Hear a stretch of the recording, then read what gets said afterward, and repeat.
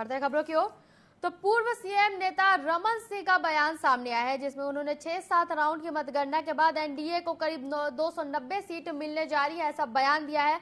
उन्होंने बीजेपी के नेतृत्व वाले एनडीए देश में अपनी सरकार बनाएगी, ऐसा भी कहा है। साथ ही बीजेपी में 270 सीटों के आसपास पहुंच जाएगी बीजेपी।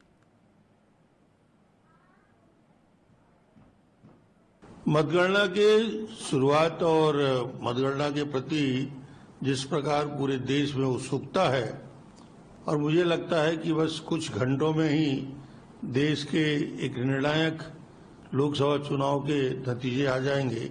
और आज का दिन देश के लिए एक महत्वपूर्ण दिन है, एक परिवर्तन जो इस हिंदुस्तान में होना है, जिसके नायक नरेंद्र मोदी जी हैं।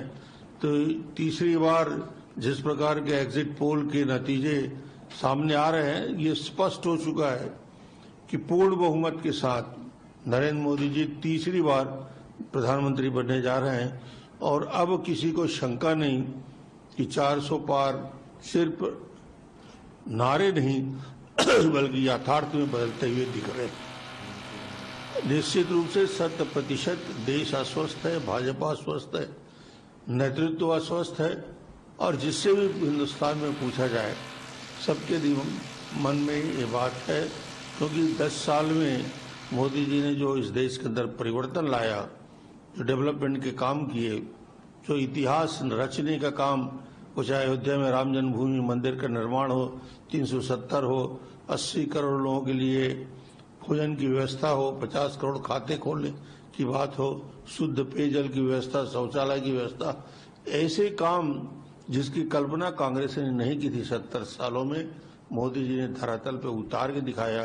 दुनिया की 5वीं सबसे बड़ी इकोनॉमी के रूप में हिंदुस्तान को स्थापित किया, और आने वाला कल हम दुनिया में तीसरे सबसे बड़ी अर्थव्यवस्था बनने जा रहे हैं। ये मोदी जी के सफल नेतृत्व में, उनके नेतृत्व में ये सब सफल होगा। मुझे आज यही कहना चाहता हूं, हम नतीजे का इंतजार कर रहे हैं, मगर सबको नतीजा मालूम है।